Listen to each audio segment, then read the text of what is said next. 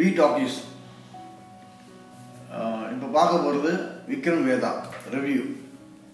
Vikram Vedha direct பண்ணது Pushkar Gayathri, husband and wife. இவங்க வந்து ஏற்கனவே 2 படம் பண்ணியிருக்காங்க. வா காட்டர் கட்டிங், ஓரம்பூ. ஓரம்பூ வந்து ரொம்ப பிரமாதமாக பேசப்பட்ட படம். அதுக்கப்புறம் லாங் கேப்பில் விக்ரம் வேதா ஒரு படம் பண்ணியிருக்காங்க. இதோட கதை என்ன? நம்ம சின்ன வயசில் தூர்தர்ஷன் படம் பார்த்துருப்போம், நம்ம சீரியல் பார்த்துருப்போம். அதாவது விக்ரம் வந்து வேதாளத்தை முதுகில் தூக்கிட்டு நடந்து போயிட்டே இருப்பார். வேதாள கதை சொல்லிட்டே வரும். ஒரு பாயிண்ட் எடுத்துடும், இதுக்கு நீ என்ன பதில் சொல்கிற, இந்த கதை எப்படி முடியும்.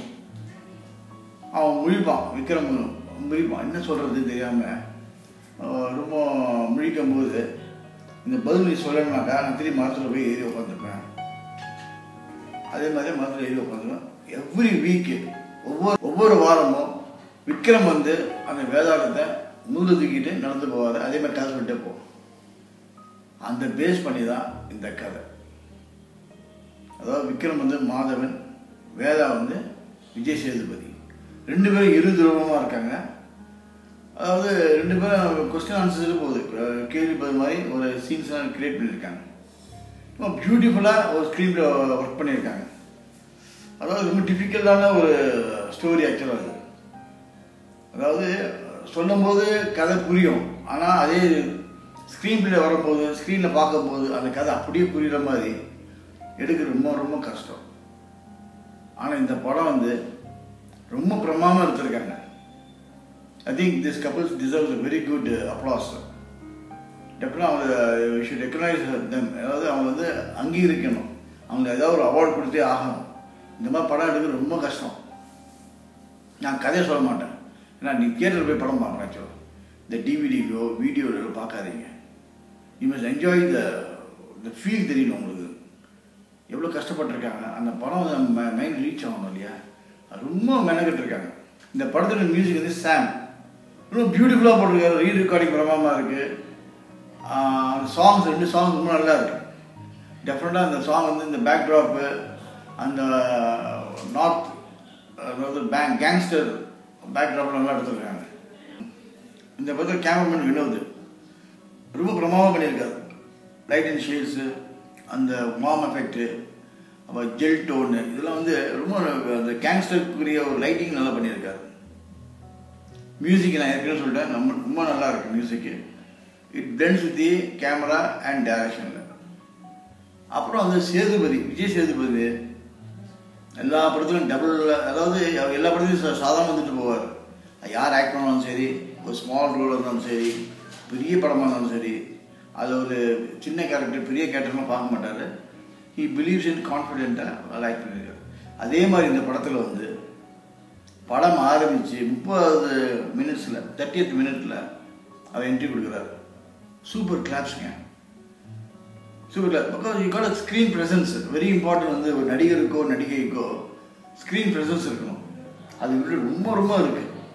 ஏன்னா ஏற்கனவே நம்ம ரிவ்யூவில் சொல்லியிருக்கிறோம், ஈ got a confidence in self. எந்த கேரக்டர் இருந்தாலும் சரி, டிஃப்ரெண்ட் கேரக்டர் பண்ணிகிட்டே வராது.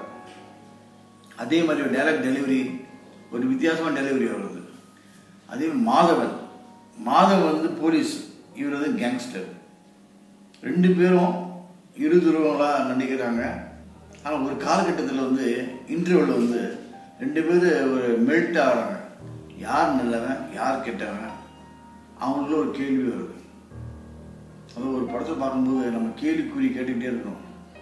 ஸோ தட் கொஸ்டின்ஸ் கேட்டால் தான் நமக்கு வந்து ஒரு இன்ஸ்பைரிங்காக ஒரு ஆன்சர் வரும். இந்த படத்தில் வந்து அப்படி ஒரு ஆன்சர், அப்படி ஒரு பதில்களும் வந்துகிட்டே இருக்கு.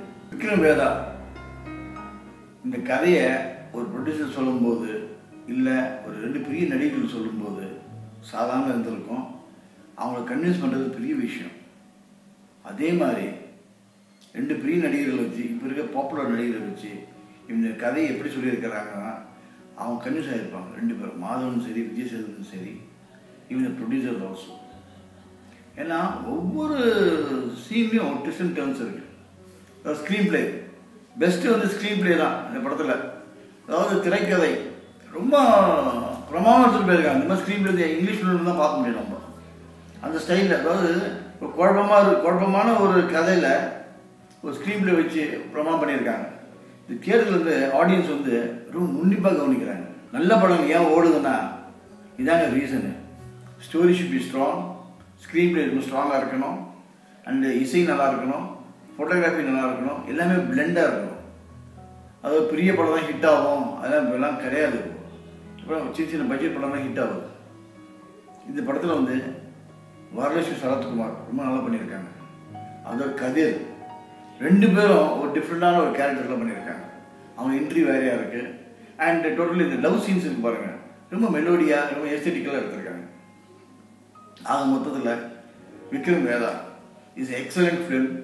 Everybody should watch. அதாவது ஒவ்வொருத்தரும் கண்டிப்பாக அந்த படம் பார்த்தே ஆகணும். வி டாக்கீஸோட கணிப்பு இந்த படம் பெரிய ஹிட் ஆகும். இந்த வந்து தெலுங்கு ஹிந்தி ரைட்ஸ் கண்டிப்பாக போகும். And it will be very marvellous film. ஆக்சுவலாக வி டாக்கீஸ் இந்த படத்துக்கு வந்து 3.75 அவுட் ஆஃப் 5.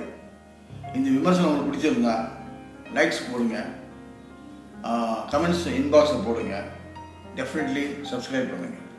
தேங்க்யூ.